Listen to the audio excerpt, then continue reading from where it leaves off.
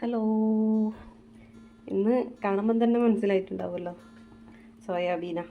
ആ അപ്പോൾ നമുക്ക് ഇന്ന് സോയാബീനെ കൊണ്ട് ഒരു അടിപൊളി ടേസ്റ്റിൽ, ഭയങ്കര ടേസ്റ്റാണ് ഇങ്ങനെ ഉണ്ടാക്കിയാൽ. സോയാബീൻ അധികം ആർക്കും ഇഷ്ടമല്ലല്ലോ, അങ്ങനെ പൊരിച്ചാലല്ലേ പിള്ളേരെല്ലാം തിന്നല്. അപ്പോൾ നമുക്കിന്ന് സോയാബീനെ കൊണ്ട് അടിപൊളിയായിട്ടുള്ളൊരു ഫ്രൈ ഉണ്ടാക്കാം.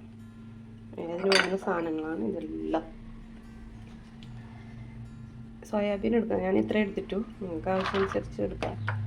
പിന്നെ ഇഞ്ചി, പച്ചമുളക്, വെളുത്തുള്ളി, കരിവേപ്പില, പിന്നെ നീരുള്ളി, ഒരു നീരുള്ളി, ഒരു തക്കാളി.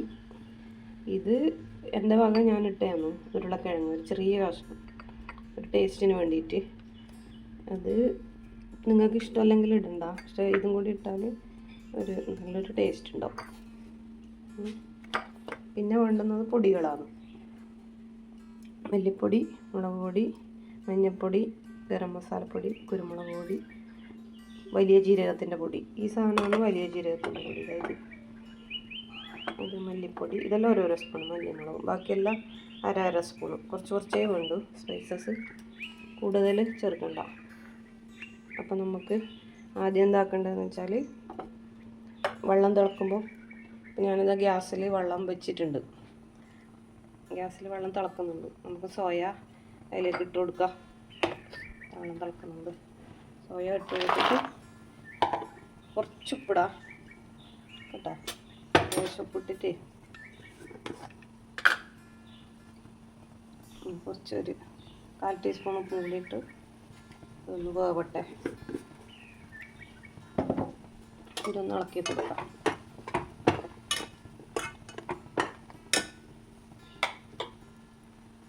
എന്നിട്ട് ഇതൊന്ന് അടച്ച് വെക്കാം. നമുക്ക് കുറച്ച് സമയം ഇതൊന്നതിൽ കുതിർന്ന് നല്ല സോഫ്റ്റ് ആവട്ടെ. ഇപ്പോൾ ഗ്യാസ് ഓഫാക്കിയിട്ടുണ്ട്. ഇത് നമുക്ക് അടച്ച് വെച്ചിട്ട് ഒന്ന് നന്നായിട്ട് പിഴിഞ്ഞെടുക്കാം, തണിഞ്ഞിട്ടാകുമ്പോൾ. എന്നിട്ട് നമുക്ക് മസാലകളെല്ലാം തയ്യാറാക്കാം. ഓക്കെ. അപ്പം ഞാൻ ചട്ടി അടുപ്പത്ത് വെച്ചിട്ടുണ്ട്. നമുക്ക് സോയാബീൻ ആക്കണ്ട്. ചട്ടി ചൂടായി. നമുക്ക് ഇതിലേക്ക് വെളിച്ചെണ്ണ ഒഴിച്ച് കൊടുക്കാം.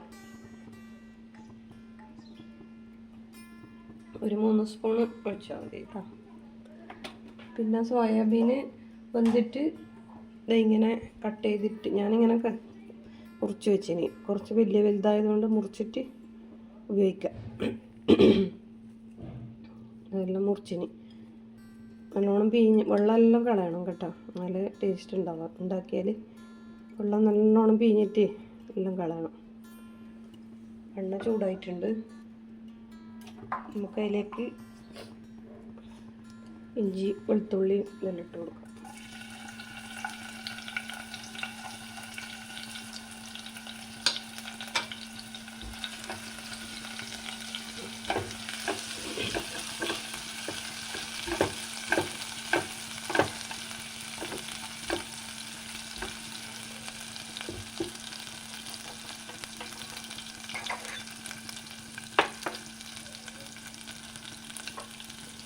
പിന്നെ ഇതിലേക്ക് ഉള്ളി ഇട്ട് കൊടുക്കാം.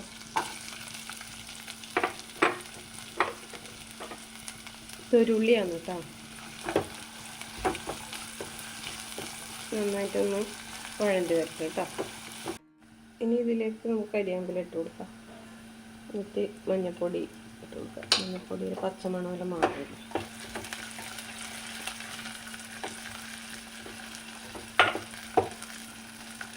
ഇപ്പോൾ ഉള്ളി ഇത്ര കാഞ്ഞാൽ മതി കേട്ടോ. ഇതിലേക്ക് നമുക്ക് പൊടി ഇട്ട് കൊടുക്കാം.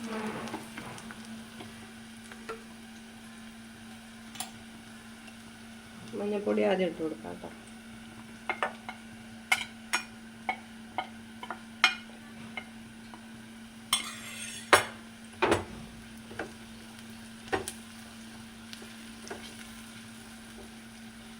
പൊടി ഇട്ട് കൊടുക്കുമ്പോൾ തീ കുറച്ചിട്ട് ഇട്ട് കൊടുത്തോ.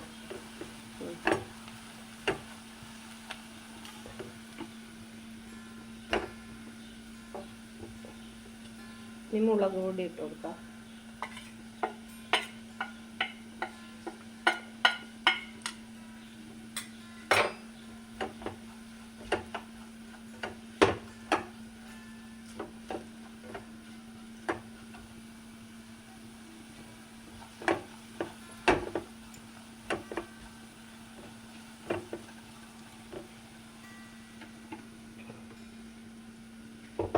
മല്ലിപ്പൊടി, ബാക്കി മല്ലിപ്പൊടിയെല്ലാം തന്നെ ഒന്ന് വെച്ചിട്ട് കൊടുക്കാം.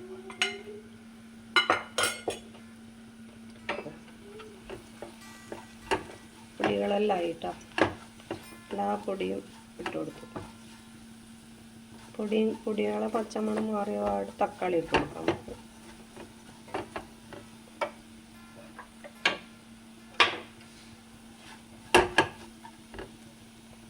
തക്കാളി ഇട്ട് കൊടുക്കാം, ഒരു തക്കാളി ഇത്.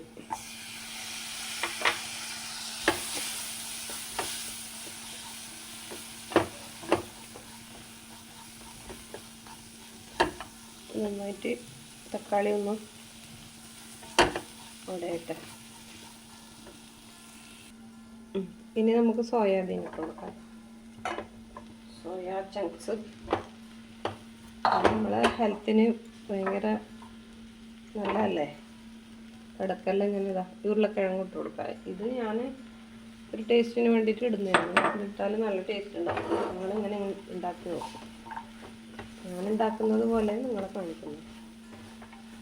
എന്നിട്ടെല്ലാം കൂടി ഒന്ന് ജോയിൻ്റ് ആക്കാം.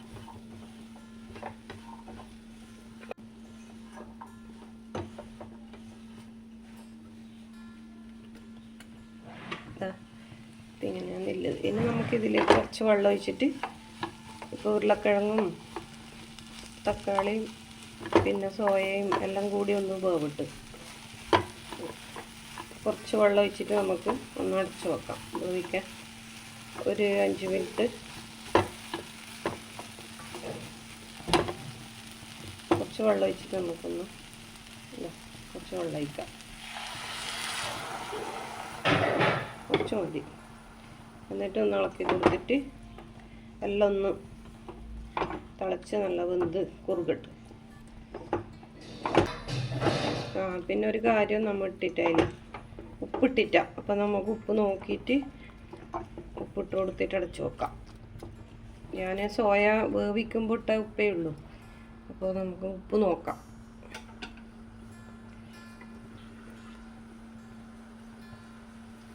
ഉപ്പില്ല, കുറവ് തന്നെ. ഉപ്പിട്ടിട്ടല്ല, എത്ര പോലെ ഉപ്പിട്ടിട്ട്. ഉപ്പ് നിങ്ങളെ ടേസ്റ്റിനനുസരിച്ചിട്ട് ഇട്ടോട്ടോ. എത്ര ഉപ്പ് വേണ്ട, ചിലർക്ക് കൂടുതൽ വേണം. ഞങ്ങൾക്ക് ഉപ്പ് കുറവല്ലേ വേണ്ടത്. അപ്പം അതുകൊണ്ടാണ് ഞാൻ പറയുന്നത്. എന്നിട്ടൊന്ന് ഉപ്പ് നമുക്ക് പിന്നെ വേണമെങ്കിൽ നോക്കാം, വേണമെങ്കിൽ ഇട്ട് കൊടുക്കാം. ഒരു 1/2 സ്പൂൺ ഉപ്പേ ഞാൻ ഇട്ടിട്ടുള്ളൂ. നമുക്കിതൊന്ന് അടച്ച് ഒരു 5 മിനിറ്റ് അടച്ച് വെച്ചിട്ട് വേവിക്കാം. 5 മിനിറ്റ് വരെ വെക്കട്ടെ കേട്ടോ.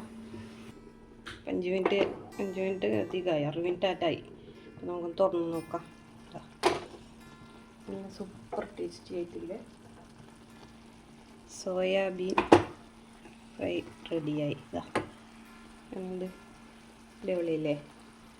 കാണുമ്പം തന്നെ കൊതിയാവുന്നുണ്ട്. കാരണം ഇത് ഭയങ്കര ടേസ്റ്റാണ് ഇങ്ങനെ ആക്കിയാൽ.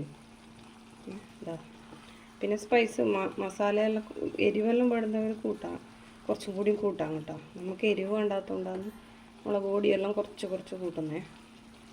എരിവ് വേണ്ടുന്നവർ അതിനനുസരിച്ചിട്ട് കൂട്ടിക്കോ. ഇത് മാത്രം മതി ചോറ് കഴിക്കാൻ. നല്ല ടേസ്റ്റാണ്. ഇങ്ങനെ ആക്കി കൊടുത്താൽ എല്ലാവരും കഴിക്കും. പിള്ളേരെല്ലാം സ്കൂളിൽ പോകുമ്പോൾ എല്ലാം ഇങ്ങനെ ആക്കി കൊടുത്താൽ നല്ലതല്ലോ. നല്ല വെള്ളമെല്ലാം പറ്റി നല്ല ടേസ്റ്റായി. അപ്പം നിങ്ങൾ എല്ലാവരും ട്രൈ ചെയ്ത് നോക്കൂലേ സോയാബീൻ. പിന്നെ എല്ലാവരും സപ്പോർട്ട് ചെയ്യണേ. വീഡിയോ കാണുന്നവരെല്ലാവരും ഒന്ന് സബ്സ്ക്രൈബ് ചെയ്യണം. വീഡിയോ കാണുന്നവരാരും സബ്സ്ക്രൈബ് ചെയ്യുന്നില്ല. എനിക്ക് സബ്സ്ക്രൈബർ കൂടിയിട്ടേ ഇല്ല. അപ്പം നിങ്ങളെന്തായാലും സബ്സ്ക്രൈബ് ചെയ്യണം, ബെൽ ബട്ടൺ അമർത്തണം. അപ്പോൾ നമുക്ക് അടുത്ത വീഡിയോയിൽ കാണാം. ടാറ്റാ.